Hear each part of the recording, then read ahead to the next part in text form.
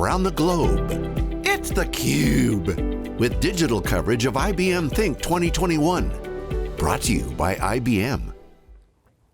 Hi everybody, welcome back to IBM Think 2021. My name is Dave Vellante and you're watching theCUBE's continuous coverage of this event. We go out to the events, we extract the signal from the noise. We're doing that virtually for the better part of 14 months now.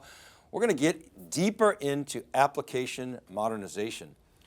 Marie Ashway is here. She's the Director of Marketing at Mainline Information Systems, and David Burrows is an account executive at Mainline. Folks, welcome to theCUBE. Great to have you on today. Thank you, nice to be here. Marie, I want to start with Mainline. A lot of people might not be familiar with Mainline, but you've transformed over the past 5 years. I wonder if you could describe that for our audience. Yes, we have, indeed we have.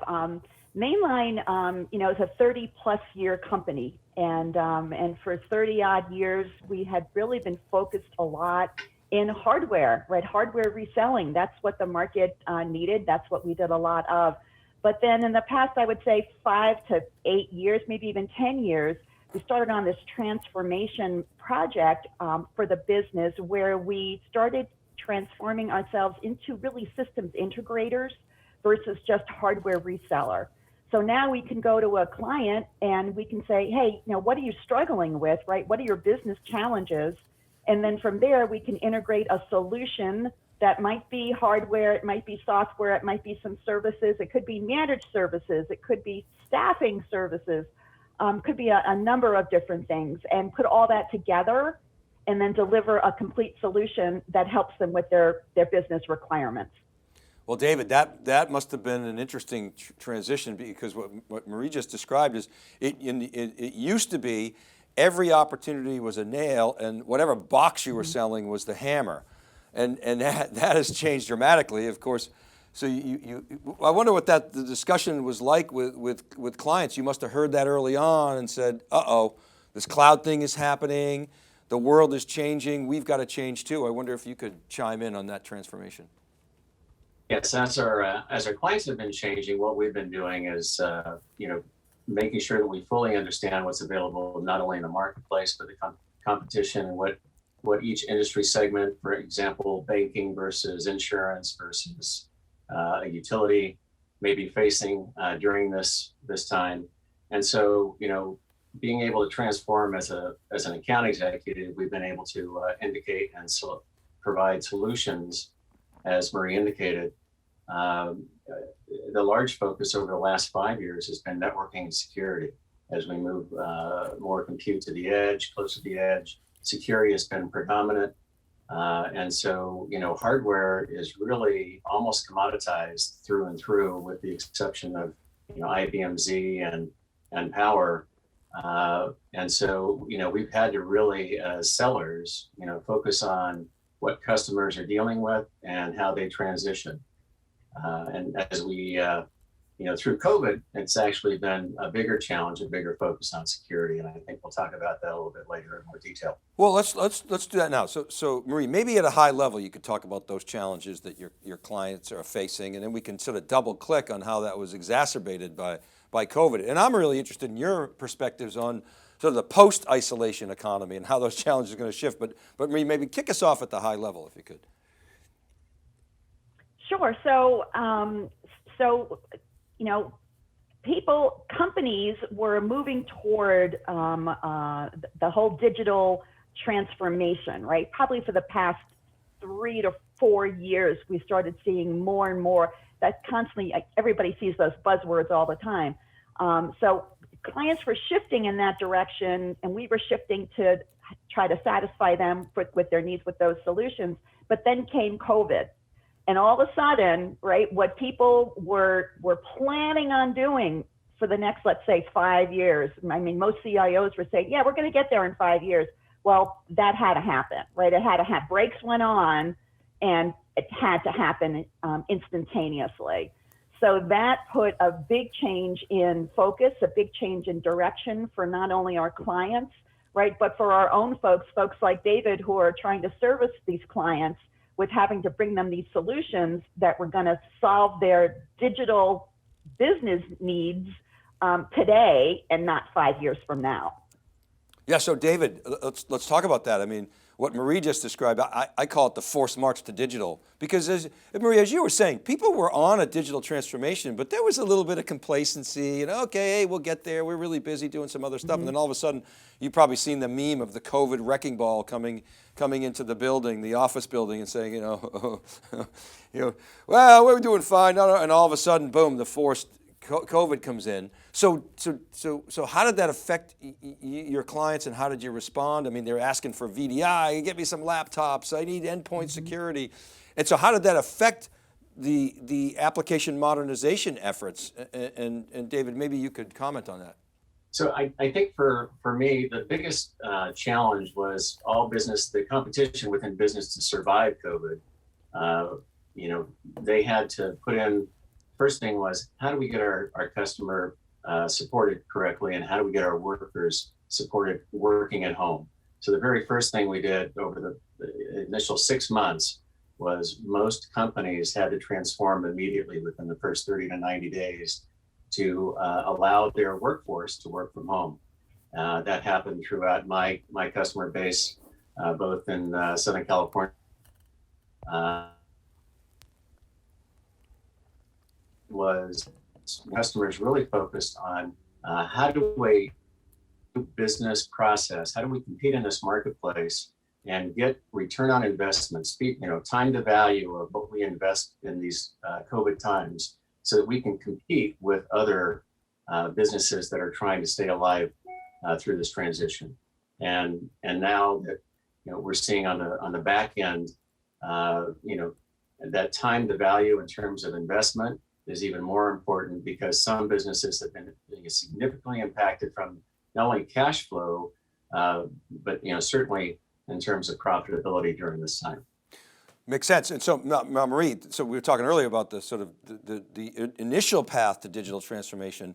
And I wonder, that's got to be course corrected, I would think. We were forced in to compress, the digital reality. And I guess in a way that's good, but in a way we probably made a lot of mistakes. It was a bit of a petri dish. So now as we begin to, knock wood, exit COVID, you would think those imperatives adjust and they start to become aligned. What's your take on that, especially as it relates to application and infrastructure modernization? So I would agree with that. I think that there's definitely has to be a little bit of a realignment happening. And I know recently I read that 2021 is expected to be a very large year in IT spend, because all of those initiatives that CIOs and others were going after pre-COVID kind of got put on hold, right? So they could then go focus on all of those digital means that were needed, like, the VDI, work at home, all the security stuff for that. So I think I'm thinking we're going to see a shift again now, and maybe businesses are going to go back and try to pick up where they were prior to COVID, and now start working on more of the application modernization initiatives that were in mind. And I know we wanted to talk about that as well, because David's been working on quite a bit of application modernization with a few of his clients, as we're seeing, again, businesses change. And I don't know that all of that change is because of COVID. I think all of that change was for their competitiveness to get there anyway. So I think that's going to start, as you said before, Dave, I think it's going to start now having to kind of resync up. It reminds me of traffic on the M4, David, if you've ever been to driving in London, when it's slingshots, right? That's what COVID was like. Marie, you're absolutely right. Last year, IT spend was down 4 to 5%. This year, our prediction is it's going to be in the 6 to 7% range, which kind of aligns with where Gartner and IDC are based on our surveys. But back in April, like I think the 16th of April, it was a headline in the Wall Street Journal that China grew 18% GDP in the quarter. So it's very hard to predict, but it's coming back. We can see that, David. And so spending is really going to accelerate. There's probably some pent-up demand for that application modernization. Maybe it's been a little bit neglected, as we've done, as Marie was saying, and you were saying, the work from home. So maybe you could talk a little bit more about the modernization aspects. And maybe, I'm really interested in the things that you guys deliver in your portfolio with IBM. Sure.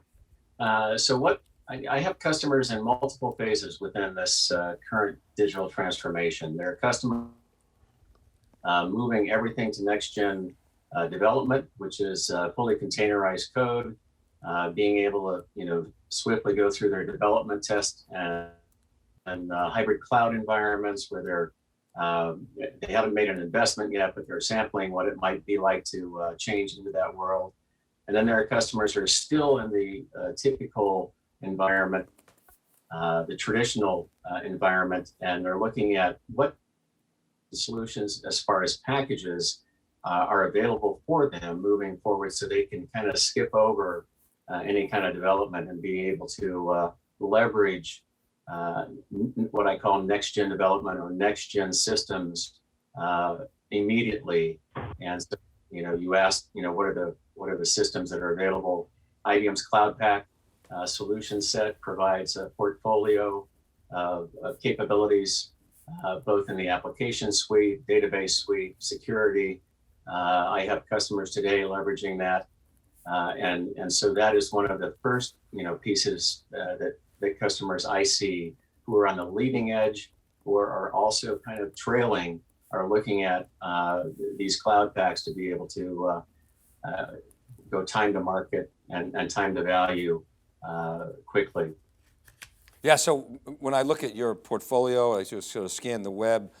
David just mentioned Marie Cloud Pak. I mean, we're talking software here. You guys do have a lot of expertise in Z Linux. Power, you mentioned, is not a commodity. It's one of the few pieces of hardware, that and Z, they're not a commodity. Storage, I would think business resiliency fits in there, beyond disaster recovery. Red Hat, we're talking, things like OpenShift and Ansible for automation. So these are not your grandfather's Mainline. These are toolkits or parts of the tool bag that you bring to bear to focus on client outcomes and solutions. Am I getting that right? Yes, absolutely, absolutely. And again, right, that goes back to the original opening comment about how we've transformed as a business, right, to become an integrator, putting all of these different pieces together. I mean, I know that something that David recently had worked on, oh my goodness, if you would have looked at the list of pieces, of elements to that solution, it was really quite incredible, between open source stuff, and a bunch of IBM stuff. Yes, it was some storage, and yeah, there was some power. Yes, there was Red Hat, right? But then there was other stuff. There was VMware. There was some things that I can't even remember now all the names to all of the components, but it was a laundry list, right? And so that's where Mainline stepped in and put the pieces together for the customer, so that the customer then can get done what they needed to get done, which was really solve their business problem, which was trying to become more competitive in their market space. Okay, David, so what Maria was just saying was basically, my takeaway is as a system integrator, you've got all these piece parts with these technologies. You got virtualization, you got automation, you got containers and so forth. And yes, there's hardware, but there's this integration that has to occur, and your job is to abstract that complexity, that underlying complexity away, so that the customers can focus on the outcome. Maybe you could talk about that and how you do that.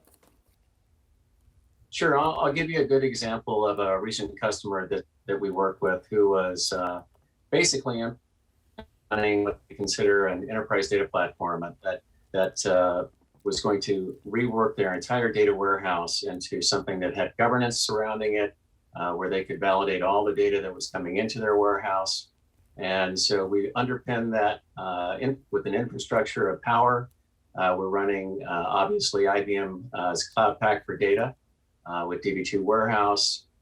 We use a combination of that with Cloudera Data Flow through IBM with Kafka streaming, and the governance, IBM governance catalog piece, which is Watson Knowledge Catalog.